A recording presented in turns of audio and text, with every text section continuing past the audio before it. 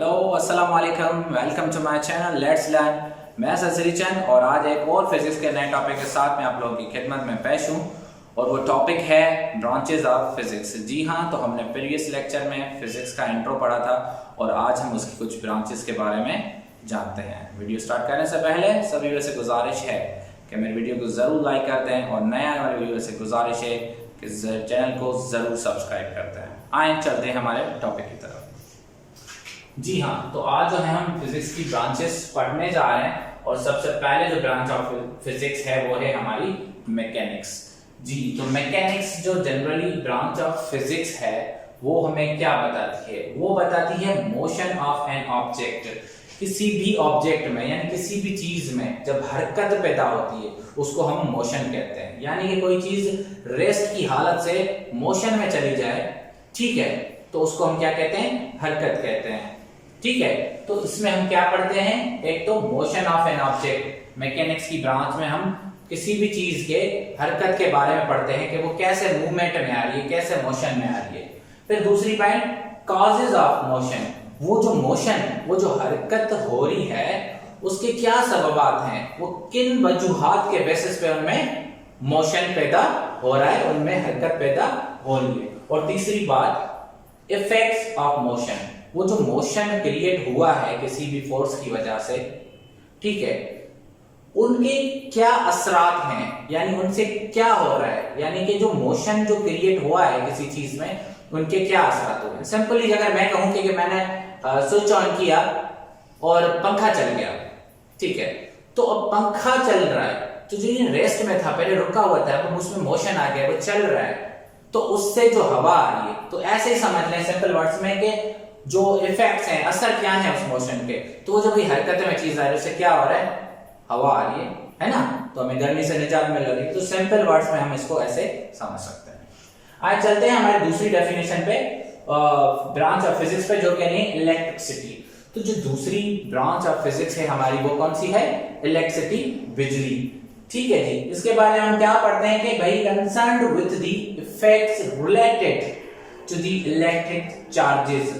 ठीक है जी, तो जो इलेक्ट्रिक चार्जेस हैं जो हमारे प्लस और माइनस के होते हैं, ठीक है, उसके क्या असरात हैं। अव्वल तो हम इलेक्ट्रिसिटी के ब्रांच में क्या पढ़ते हैं कि भाई ये बिजली है क्या, ठीक है, ये कौन, इसकी फिनोमेना क्या है, और फिर जो इलेक्ट्रिक चार्जेस हैं यानी कि प्लस और जो माइनस चार्जेस हैं उसके क्या असरात हैं, यानी उनसे क्या होता है। ऑब्वियसली बिजली प्रोड्यूस होती है और उन बिजली पे फिर बहुत सारे हमारे इलेक्ट्रिक अप्लायंसेस यानी कि बिजली पे चलने वाली चीजें जो हैं वो रन कर सकते हैं हम। कैसे? जैसे मिसाल के तौर पे मैंने यहाँ लिखा हुआ है एसी, फ्रिज, बल्ब और बहुत सारे आपके डेली लाइफ में आपको चीजें नजर आ जाती हैं जो इलेक्ट्रिसिटी पे वर्क करती हैं।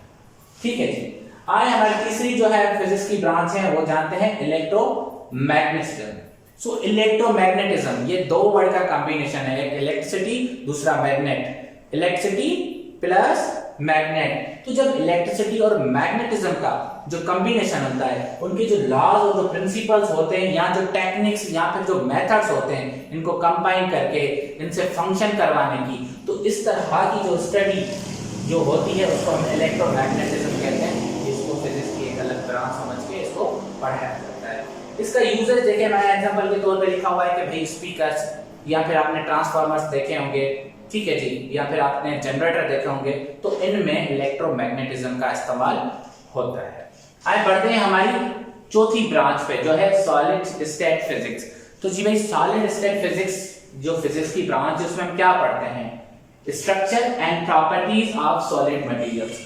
तो जो भी सॉलिड मटेरियल्स हैं उनकी हम क्या बनावट या उनमें कौन सी खसूसियात हैं हम उनके बारे में पढ़ते हैं। कौन सी ब्रांच ऑफ फिजिक्स में? सॉलिड स्टेट फिजिक्स में। जैसे कि रेडियो और टेलीविजन है, तो वाचिंग प्रोग्राम्स ऑन टेलीविजन या फिर रेडियो पे हम बहुत सारे प्रोग्राम सुनते हैं, ठीक है, ये भी जो पॉसिबल है ये हमारे सॉलिड स्टेट फिजिक्स की वजह से ही मुमकिन है। आगे बढ़ते हैं, दूसरी हमारी ब्रांच है एटॉमिक फिजिक्स। भाई नाम से ही यहाँ हमें वाज़े पता लग जाना है, जिसको भी केमिस्ट्री का भी थोड़ा भी अगर कुछ नॉलेज होगी उसके लिए आसान हो जाएगी कि it is concerned with the properties and structure of atom. तो जो एटम की बनावट है या उनकी जो खुसूसियात है यानी कि उसमें क्या क्या है, ठीक है, उसकी जो स्टडी होती है सिंपली उनको हम कहते हैं एटॉमिक फिजिक्स। बहुत ही आसान है डेफिनेशन, तो वर्ड से यहाँ क्लियर हो जा रही है, तो बच्चों को ज्यादा इसमें मुश्किलात नहीं होगी इंशाल्लाह। Number 6 nuclear physics. Nuclear physics, atomic physics and then nuclear physics. हमें पता है कि एटम के अंदर क्या होता है, न्यूक्लियस होता है, तो ये क्या है न्यूक्लियर फिजिक्स। न्यूक्लियर फिजिक्स में क्या पढ़ते हैं, structure, properties and reactions of nuclei of atoms.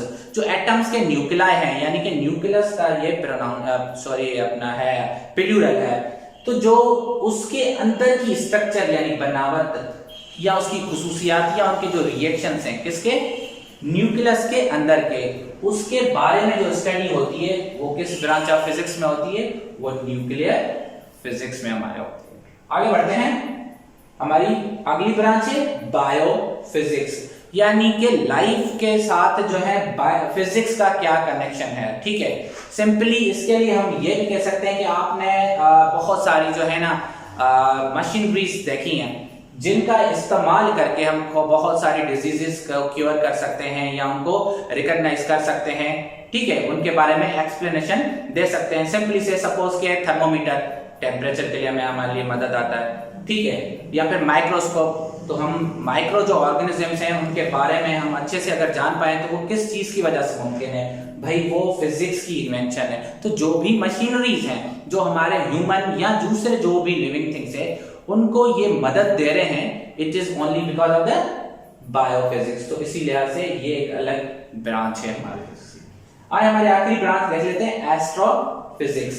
Astrophysics यानी कि वो फिजिक्स की ब्रांच जो आसमानी चीजों के बारे में, जिसके बारे में हम स्टडी करते हैं, कि जैसे सपोज स्पेस, उसके स्पेस में क्या क्या चीजें हैं, जैसे हमारा सोलर सिस्टम आ गया, प्लैनेट्स आ गए, एस्ट्रॉइड्स आ गए, ठीक है जी। तो और बहुत सारी चीजें जो आसमानी चीजें हैं उनकी स्टडी को हम क्या कहते हैं, एस्ट्रोफिजिक्स। और वो स्टडी हम कौन सी फिजिक्स की ब्रांच में पढ़ते हैं, एस्ट्रोफिजिक्स में। सिंपल है। उम्मीद करता हूं वीडियो आप लोगों के लिए इंफॉर्मेटिव रहा होगा, और कमेंट में अपनी राय का इजहार जरूर करिएगा। मिलते हैं एक नए टॉपिक के साथ, तब तक के लिए मुझे इजाजत दीजिए। Thank you so much.